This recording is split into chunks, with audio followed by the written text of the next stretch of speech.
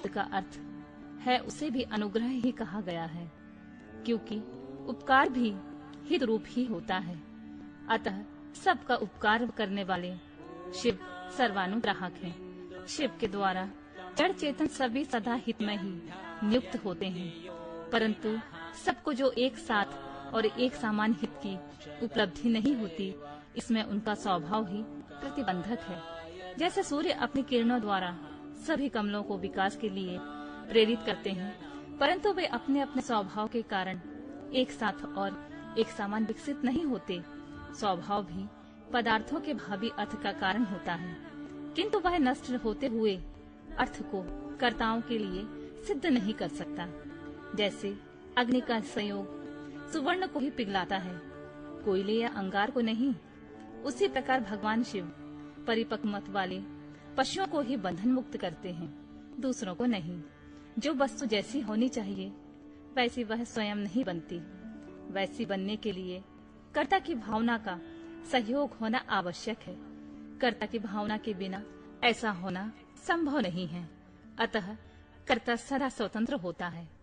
सब पर अनुग्रह करने वाले शिव जिस तरह स्वभाव से ही निर्मल है, उसी तरह जीव संज्ञा धारण करने वाली आत्माएं स्वभावतः मलिन होती हैं। यदि ऐसी बात ना होती तो वे जीव क्यों नियम पूर्वक संसार में भटकते और शिव क्यों संसार बंधन से परे रहते। विद्वान पुरुष कर्म और माया के बंधन को ही जीव का संसार कहते हैं। यह बंधन जीव को ही प्राप्त होता है, शिव को नहीं। इसमें कारण है जीव का स्वाभाविक मल। वह कारणभूत मल जीवों को अपना स्वभाव ही है, आगंतुक नहीं। यदि आगंतुक होता तो किसी को भी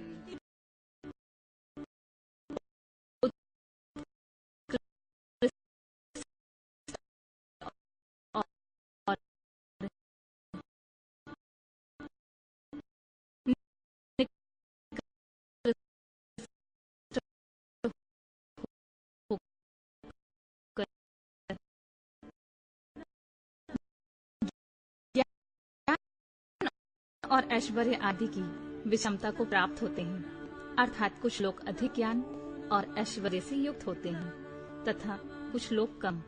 कोई मूर्त्यात्मा होते हैं तो कोई साक्षात शिव के समीप विचरने वाले होते हैं। मूर्त्यात्माओं में कोई तो शिव स्वरूप हो 6 अधवाओं के ऊपर स्थित होते हैं, कोई अधवाओं के मध्य भाग में महेश्वर होकर रहते हैं और कोई निम्न भाग में रुद्र रूप से स्थित होते हैं। शिव के समीपवर्ती स्वरूप में भी माया से परे होने के कारण उत्कृष्ट, मध्यम और निकृष्ट के भेद से 3 श्रेणियां होती हैं।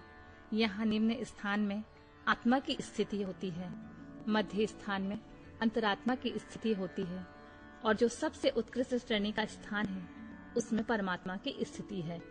ये ही क्रमशः ब्रह्मा, विष्णु और महेश्वर कहलाते हैं। कोई वसु जीव परमात्मा पद का आश्रय लेने वाले होते हैं, कोई अंतरात्मा पद पर और आत्म पद पर प्रतिष्ठित होते हैं। भगवान शिव तो अनायास ही समस्त पशुओं को बंधन से मुक्त करने में समर्थ हैं, फिर वे उन्हें बंधन में डाले रखकर क्यों दुख देते हैं, ऐसा यहाँ विचार या संदेह नहीं करना चाहिए, क्योंकि सारा संसार दुख रूप ही है। ऐसा विचारवानों का निश्चित सिद्धांत है। जो स्वभावतः दुखमय है वह दुख रहित कैसे हो सकता है। स्वभाव में उलटफेर नहीं हो सकता। वैद्य की दवा से रोग अरोग नहीं होता। वह रोग पीड़ित मनुष्य का अपनी दवा से सुखपूर्वक उद्धार कर देता है।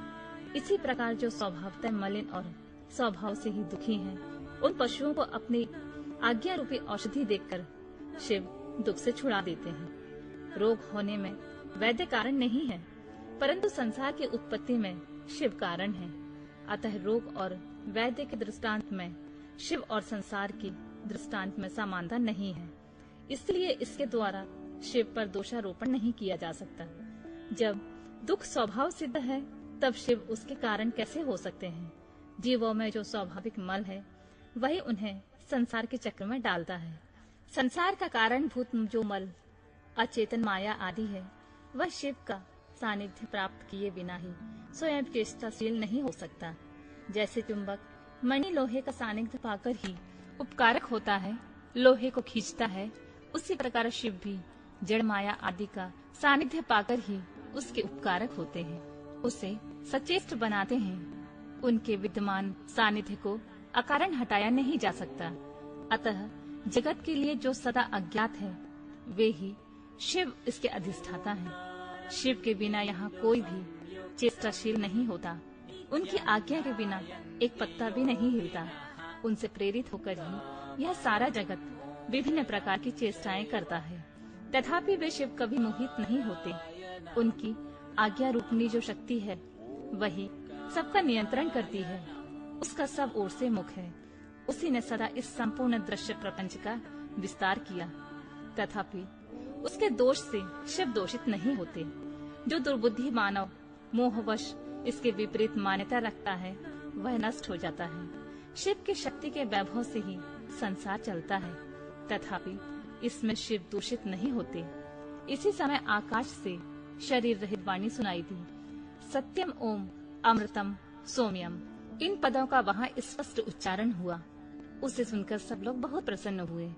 उनके समस्त संशयों का निवारण हो गया तथा उन मुनियों ने विस्मित हो प्रभु पवन देव को प्रणाम किया। इस प्रकार उन मुनियों को संदेह रहित करके वायुदेव ने यह नहीं माना कि इन्हें पूर्ण ज्ञान हो गया। इनका ज्ञान अभी प्रतिष्ठित नहीं हुआ है। ऐसा समझकर वे इस प्रकार बोले, मुनियों, परोक्ष और अपरोक्ष के भेद से ज्ञान दो प्रकार का माना गया है। परोक्ष ज्ञान को अस्थिर कहा जाता है और अपरोक्ष ज्ञान को सुस्थिर। युक्तिपूर्ण उपदेश से जो ज्ञान होता है, उसे विद्वान पुरुष परोक्ष कहते हैं। वही श्रेष्ठ अनुष्ठान से अपरोक्ष हो जाएगा। अपरोक्ष ज्ञान के बिना मोक्ष नहीं होता। ऐसा निश्चय करके तुम लोग आलस रहित हो श्रेष्ठ अनुष्ठान की सिद्धि के लिए प्रयत्न करो।